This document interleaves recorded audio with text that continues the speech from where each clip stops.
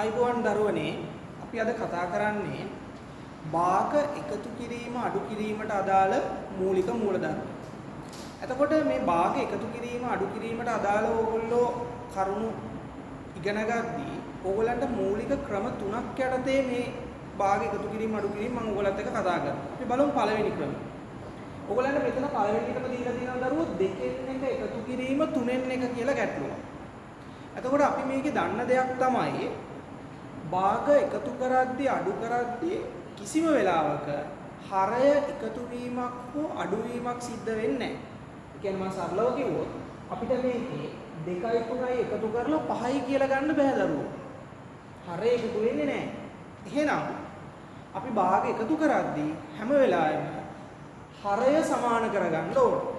එහෙනම් මේ ගානේදී අපි 2යි 3යි දෙන්නව සමාන කරන්න මට පුළුවන් මෙන්න මේ දෙකේ ඉලක්කම 3ෙන් වැඩි කරලා මේ උඩ තියෙන එකේ ඉලක්කමත් මම වැඩි කරනවා 3ෙන්. 3 මම වැඩි කරනවා 2කින්. මේ උඩ තියෙන එකේ ඉලක්කමත් මම 2කින් වැඩි කරනවා. එතකොට මට මේකේ පොදු හරය ගන්න පුළුවන් 6යි කියලා. එක් වරක් 3 3යි එක් වරක් 2 2යි මට උත්තරේ ගන්න පුළුවන් 6න් 5යි කියලා. ඔන්න එහෙනම් හරය සමාන වුණා.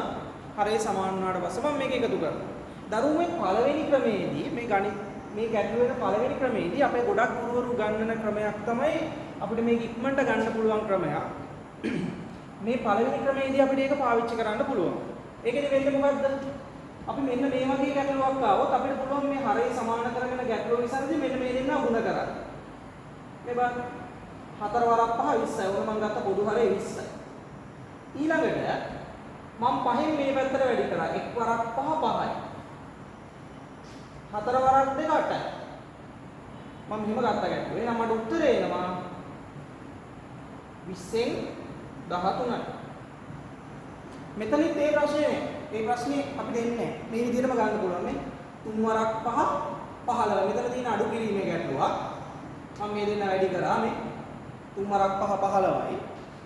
මෙයාගෙන් මේ පැත්තට වැඩි කරා 5 වරක් 2 10යි. අඩු කිරීම ගන්නවා 3 වරක් 1 3යි. එහෙනම් පොදු හරේ 15යි 10න් 3ක් අඩු කරා 7යි. දරුවනේ දැන් අපි මේ ගැටලුව විසඳද්දී කටපාඩමෙන් මේ වගේ වැඩි කරන්නේ නැතුව මේ කෙටි ක්‍රමය අපිට පාවිච්චි කරන්න පුළුවන්. හැබැයි අපි හැම වෙලාවෙම දැනගන්න ඕන අපි මොකද්ද මේ කරන්නේ කියලා. අපි මේ කරන්නේ මේ භාග එකතු කරද්දී හරය සමාන කරගන්න ඕනේ හින්දා දෙන්නටම පොදු හරයක් ගන්න එකයි කරන්නේ. එතකොට දැන් ඔයගොල්ලන්ට තේරෙන්න ඕන මේ ක්‍රමය මෙහෙම පාවිච්චි කරන්නේ මෙතන තියෙන දෙකේ ඉලක්කම ප්‍රථමක සංඛ්‍යාවක් මෙතන තියෙන තුනේ ඉලක්කම ඒ හින්දා අපිට මේ දෙන්නාම ගුණ කරලා 6යි කියලා ගන්න පුළුවන්. මේකත් ඒ වගේ ගැටලුවක්. 4 තියෙනවා 5 තියෙනවා මේ දෙන්නා වැඩි කරලා අපිට 20 ගන්න පුළුවන්. මොකද ඊට කලින් මේ 4යි 5යි කියන දෙන්නගෙම කුඩා පොදු ගුණාකාරය කියන්නේ. කුඩා පොදු ගුණාකාරය ගත්තොත් 20 තමයි එන්නේ. ඊට කලින් සංඛ්‍යාවක් එන්නේ නැහැ. මේකෙත් එහෙමයි.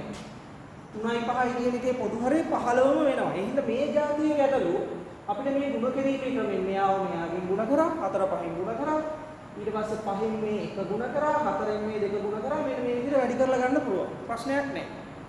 හැබැයි දරුවනේ දැන් ඔයා බලන්න මෙන්න මේ වගේ ගැටලුවක් ආවොත් මම ඔයාලට මේ ගැටලුව මෙන්න මෙහෙම හදලා මෙන්නවා. බලන්න. අපි ගන්නවා මෙතන 30න් 5යි. මෙතන තියෙනවා 5න් 2යි. එතකොට කවුරු හරි ළමෙක් මේ ගැටලුව හදද්දී මේ උගන්නපු ක්‍රමේම කටපාඩම් කරගෙන මේ විදිහට වැඩි කරලා ගන්නවා. 30ව 5ක් 150යි. මේ පැත්තට වැඩි කරා 5 වරක් 5 25යි. මෙයා වැඩි කරා 30 වල එකක් 60යි. එහෙනම් උත්තරේ එනවා 150න් 85යි. අපිට ගන්න පුළුවන්.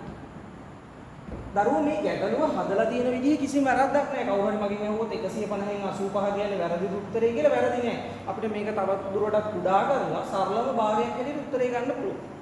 හැබැයි ගණිතය පිළිබඳ යම් කුඩා හැදෑරීමක් හරි තියෙන කෙනෙක් මේ ගැටලුව දැක්කොත් අපිට තේරෙන දෙයක් තමයි මේක හදපු කෙනා ගණිතය ගැන කිසිම අවබෝධයකින් තොරව නිකම්ම කටපාඩම් කරලා ගාන හදලා දිනවා කියලා ඕන කෙනෙක්ට පේනවා මෙන්න මේක දැක්කම. ඒ හින්දා අපි මේ වගේ ගැටලුවක් ආවොත් මේ විදිහට විසඳන්නේ නැහැ. මේ විදිහට අපි මේක විසඳන්නේ නැහැ. අපි ඊළඟ වීඩියෝ එකෙන් බලමු කොහොමද මේ වගේ ගැටලුවක් අපි විසඳගන්නේ කියලා.